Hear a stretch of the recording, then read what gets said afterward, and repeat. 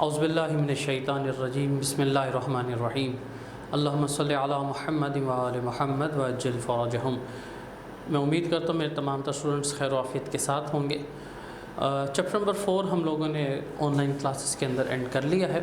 आज हम chapter number 5 की तरफ बढ़ रहे हैं। इस चैप्टर नंबर 5 की तरफ बढ़ने से पहले जिसका नाम है जॉइंट स्टॉक कंपनी, आपको पिछले 4 चैप्टर्स जो हमने अभी तक पढ़े हैं उसका एक रिकैप देते हैं। स्टूडेंट्स, ये रिकैप इसलिए भी ज़रूरी है ताकि आप लोग, जाहिर सी बात है, आप लोग घर बैठ के पढ़ रहे हैं तो आप लोगों की पढ़ाई के अंदर कोई खलल ना है और आप लोग अपनी रिकॉल करते रहें अपने मेमोरीज़ को भी, ताकि आप लोग के लिए ये तमाम तर चैप्टर्स चूँकि आपस में बड़े कनेक्टेड हैं चैप्टर्स, तो आप लोगों के लिए बड़ी आसान रह जाएगा इन तमाम तर चैप्टर्स को पढ़ना। आइए ज़रा अभी तक हम देखते हैं कि हम लोगों ने कौन कौन से चैप्टर्स पढ़े हैं। आप लोगों को पता है कि हम लोगों ने क्या ये आपको विजिबल है? प्लीज़ ये देखिएगा। चैप्टर नंबर 1 हम लोगों ने अभी तक पढ़ा। उस चैप्टर नंबर 1 में हम लोगों ने स्टूडेंट्स क्या पढ़ा था? हम लोगों ने कॉमर्स का इंट्रोडक्शन पढ़ा था चैप्टर नंबर 1 के अंदर। हम लोगों ने फिर चैप्टर नंबर 2 पढ़ा। इस चैप्टर नंबर 2 के अंदर हम लोगों ने स्टूडेंट्स स्कोप ऑफ कॉमर्स को डिस्कस किया था। जैसे कि आप लोगों को पता है कि हमने उसके अंदर जब हम ये फ़िज़िकल क्लासेस ले रहे थे तब हमने तमाम तर लॉन्ग क्वेश्चन, शॉर्ट क्वेश्चंस को उसके अंदर डिस्कस किया था। फिर हम लोगों ने चैप्टर नंबर 3 यानी कि सोल प्रोप्राइटरशिप को डिस्कस किया। सोल प्रोप्राइटरशिप, जिसे आप उर्दू में कहते हैं वाहिद मलकीती कारोबार, हम लोगों ने चैप्टर नंबर 3 को डिस्कस किया। फिर हम लोगों ने चैप्टर नंबर 4 जो अभी हम लोगों ने रिसेंट ही ख़त्म किया है, यानी कि उसको हमने अभी वाइंड अप किया है, that is the partnership related chapter. अब हम लोग कहाँ पर स्टूडेंट्स जा रहे हैं? अब हम जा रहे हैं जॉइंट स्टॉक कंपनी की तरफ। हम लोग अब कहाँ जा रहे हैं स्टूडेंट्स? हम लोग जा रहे हैं जॉइंट स्टॉक कंपनी की तरफ। और इस जॉइंट स्टॉक कंपनी की तरफ हम लोग जो जा रहे हैं स्टूडेंट, इसके लिए सबसे बुनियादी तौर के ऊपर जो बात करनी है बेटा वो ये है कि ज़ाहिर सी बात है, ये जो चैप्टर नंबर 5 है जॉइंट स्टॉक कंपनी, यानी कि जिसकी उर्दू है मुश्तरका सरमाए की company, this is a very important chapter. और इस जॉइंट स्टॉक कंपनी के तीन पोर्शंस हैं स्टूडेंट्स जो कि हम लोगों ने उसको डिस्कस करना है। पहले चैप्टर नंबर 5 जिसको हम जॉइंट स्टॉक नंबर 1 कहते हैं, दूसरा चैप्टर नंबर 6 है जिसे हम जॉइंट स्टॉक नंबर 2 कहते हैं, और फिर है जॉइंट स्टॉक नंबर 3। इसे हम लोग 7 चैप्टर के अंदर डिस्कस करेंगे। पहले मैं आपको ज़रा इस चैप्टर की तरफ लेके जाता हूँ स्टूडेंट्स। इस चैप्टर की तरफ जाते हुए हम लोगों ने सबसे पहले चीज़ जो हम लोग पढ़ने जा रहे हैं students, this is your definition. So this is the introduction of chapter number 5 joint stock company number 1। आइए ज़रा हम इसके ज़रा इंट्रोडक्शन फेज़ की तरफ चलते हैं। और इस इंट्रोडक्शन फेज़ को मैंने वैसे भी आप लोगों के लिए हाईलाइट किया है, लेकिन मैं फिर भी आप लोगों को ग्रीन मार्कर के साथ मैं आप लोगों को बताता रहूँगा जो जो इसके इंपॉर्टेंट पॉइंट्स होंगे। जॉइंट स्टॉक कंपनी, जिसको हम लोग उर्दू में मुश्तरका सरमाए की कंपनी भी कहते हैं। जॉइंट, मैं ज़रा इसको थोड़ा सा पार्ट्स में डिवाइड करके लिखा हूँ ताकि आप लोगों के लिए आसानी हो। Joint, the second word is stock and the third word is company, जिसकी उर्दू क्या है? मुश्तरका सरमाए की कंपनी, जॉइंट स्टॉक कंपनी। आइए ज़रा हम इसको देखते हैं, ये क्या है? An association of different individuals, मुख्तलिफ लोगों की तंजीम का नाम है। फॉर्म्ड, जो कि इसलिए बनती है, तंजीम यानी कि एसोसिएशन क्यों बनती है? एसोसिएशन बनती है to carry out business activities is known as a joint stock company, कि जो इसलिए वजूद में आती है ताकि हम लोग मुख्तलिफ़ कारोबारी सरगर्मियों को वजूद में ला सकें। This form of organisation has an independent legal status, इसका एक इनफरादी और आज़ादाना जुदागाना कानूनी निज़ाम होगा। इस चीज़ को ज़रा हम डिस्कस करते हैं। वैसे तो ये कंपनी के लिहाज से भी है, जब हम अगली स्लाइड के ऊपर जाएंगे, लेकिन आपको यहाँ पर ज़रा बेस स्ट्रॉन्ग करते हुए मैं आपको बताता चलूँ स्टूडेंट्स कि कंपनी क्या है। कंपनी एक आर्टिफिशियल पर्सन होती है विच कैन बी सूड, कि जिसे आप सू भी कर सकते हैं, एंड इट कैन बी सूड, और वो भी किसी को सू कर सकती है। सो एक सेपरेट लीगल स्टेटस होता है from its member. Basically a joint stock company is an artificial individual, ये एक मसनूई शख्स है, artificial individual with a separate legal entity, common seal and the perpetual succession. हमने परपेचुअल सक्सेशन को अभी चैप्टर नंबर 4 के अंदर पढ़ा था, और कॉमन सील को मैं आप लोगों के लिए रिकॉल कर देता हूं। मैं ज़रा यहाँ से अपना पॉइंटर का कलर भी चेंज करूं ताकि आप लोगों के लिए आसानी रहे। कॉमन सील क्या है स्टूडेंट्स? कॉमन सील है मुश्तरका मोहर। ये मुश्तरका मोहर क्या है स्टूडेंट्स? मुश्तरका मोहर ये है कि जैसे कि नेस्ले कॉरपोरेशन है, जैसा कि बेटा कोका कोला है, बल्कि as we are on a boycott with Israel, so we'll not use the name of the Coca-Cola, we'll use the name of the Pak Cola। जैसा कि पाक कोला है स्टूडेंट्स, पाक कोला जो है स्टूडेंट्स, आप देखें ये जो पाक कोला है, अब ये कभी भी जब साइन करेगी, द पाक कोला will not sign by all of its members, हर उसका डायरेक्टर साइन नहीं करेगा, बल्कि पाक कोला की एक कॉमन सील बनी हुई होगी, एक कॉमन स्टैम्प बनी हुई होगी जो कि उसकी कंपनी को रिप्रेजेंट कर रहा होगा, और ये एक मिलकर एक जॉइंट स्टॉक कंपनी को बता रहे होंगे। सो अब इस पूरी डेफिनेशन को उर्दू में सम अप करते हैं स्टूडेंट्स। पूरी डेफिनेशन का उर्दू में समराइजेशन ये है कि मुश्तरका सरमाए की कंपनी एक ऐसी कंपनी होती है जहाँ पर आज़ादाना उसकी कानूनी हैसियत होती है उसके अरकान की निस्बत, यानी कि जुदागाना कानूनी हैसियत होती है बनिस्बत उसके अरकान के, उनकी मुश्तरका मोहर होती है, फैसला साजी में वो लोग इंडिपेंडेंट होते हैं और उनके यहाँ वोटिंग राइट्स पाए जाते हैं। आइए चलते हैं अब हम ज़रा इसकी दूसरी डेफिनेशन की तरफ, दूसरे पॉइंट की तरफ, वो है कंपनी की डेफिनेशन। स्टूडेंट्स कंपनी क्या है?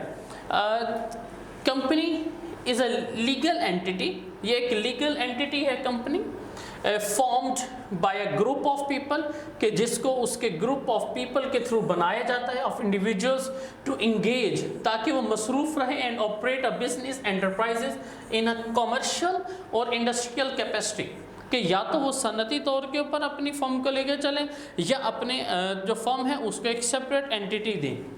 A company's business line depend on its structure, उसका जो स्ट्रक्चर है उसके ऊपर डिपेंड करता है। यहाँ पर क्या मुराद है? अब देखें, जैसा कि बेटा एक बेवरेजेस कंपनी है, अब जो बेवरेजेस कंपनी है उसका स्ट्रक्चर क्या है, उसका लाइन ऑफ ऑपरेशन क्या है?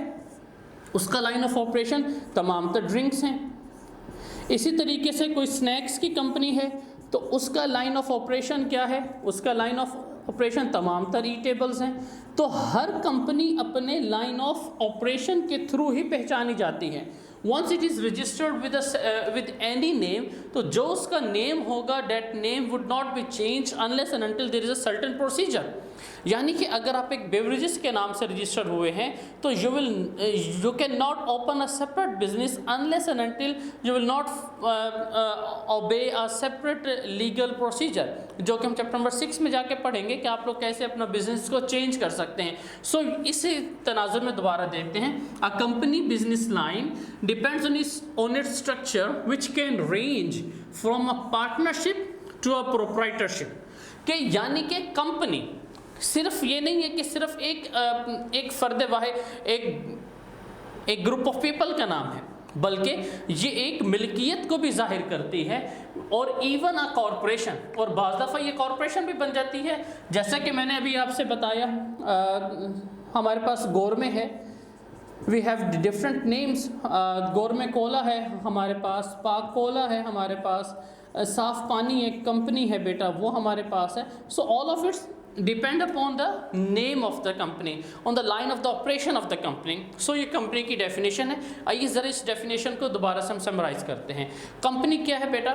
कंपनी एक सेपरेट लीगल एंटिटी का नाम है जो कि एक आर्टिफिशियल इंडिविजुअल है, जिसे सू भी कर सकते हैं और वो भी किसी को सू कर सकती है। उसकी अपनी एक लीगल स्टैंडिंग होती है जिसे कोई भी चेंज नहीं कर सकता। उसका लाइन ऑफ ऑपरेशन डिपेंड करता है उसके स्ट्रक्चर के ऊपर, जो उसका स्ट्रक्चर होगा उसके मुताबिक ही उसका लाइन ऑफ एक्शन होगा। सो ये दो बातें हम लोगों ने पढ़ी। अब हम लोग अपनी नेक्स्ट स्लाइड की तरफ चलेंगे, which are the characteristics of the joint stock company, और ये आज के इस लेक्चर की लास्ट स्लाइड है, characteristics of the joint stock company. देखिए characteristics of the joint stock company, जैसे ये मैं आप लोगों से पहले बताया था कि ये वाला चैप्टर बड़ा इंपॉर्टेंट चैप्टर है, और ये वाला बाज़ औक़ात ये जो लॉन्ग है ये चैप्टर से आता होता है, और ये 8 नंबर का ये लॉन्ग क्वेश्चन है जो कि अक्सर और बेशतर पेपर के अंदर आता होता है। आइए ज़रा हम इसकी करेक्टरिस्टिक्स की तरफ चलते हैं।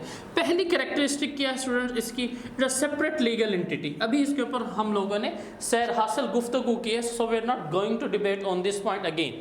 देन है बेटा common seal, we have discussed earlier. Long life, देखिए परपीचुअल सक्सेशन आप लोगों ने अभी पढ़ा।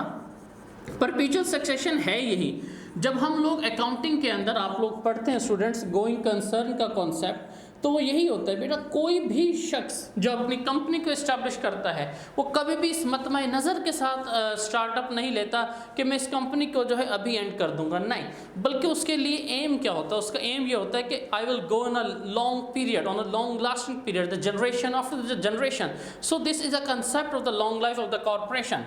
फिर है लिमिटेड लाइबिलिटी, आप लोगों ने अभी चैप्टर नंबर 4 के अंदर मैंने आप लोगों को बताया था लिमिटेड लाइबिलिटी और अनलिमिटेड लाइबिलिटी क्या है। यहाँ पर मैं आपको रिकॉल करता चलता हूँ, चूंकि जॉइंट स्टॉक कंपनी के अंदर हर पार्टनर का अपनी कंट्रीब्यूशन होती है, हर पार्टनर का शेयर कंट्रीब्यूटेड शेयर होता है और अपने लिमिटेड उसकी पार्टनरशिप होती है।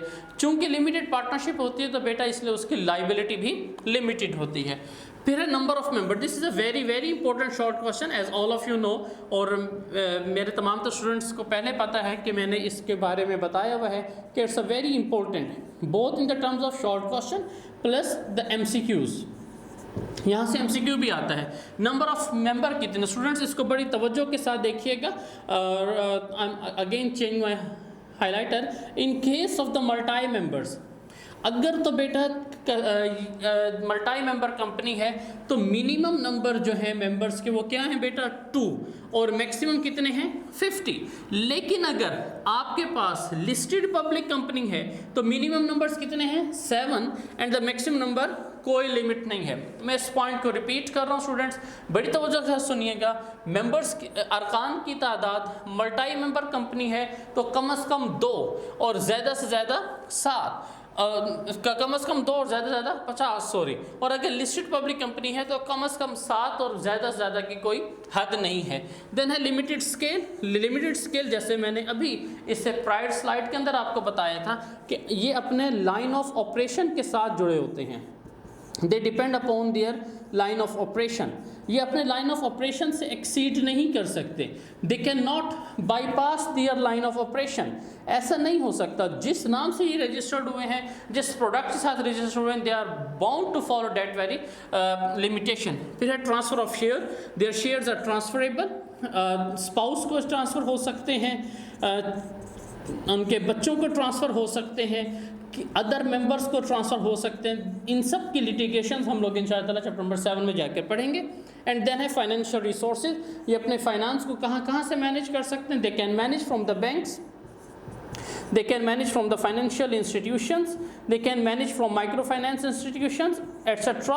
और इस चैप्टर नंबर 7 के अंदर ही फाइनेंशियल रिसोर्सेज का एक पूरा लॉन्ग क्वेश्चन चैप्टर नंबर 6 के अंदर भी है, और हम लोग जब उसको जाके इंशाअल्लाह पढ़ेंगे। सो मुझे यकीन है कि अभी तक हम लोगों ने चैप्टर नंबर 5 का जो फर्स्ट फेज़ पढ़ा आप लोगों को समझ में आई होगी। अपना ख्याल रखिएगा, अल्लाह हाफिज़।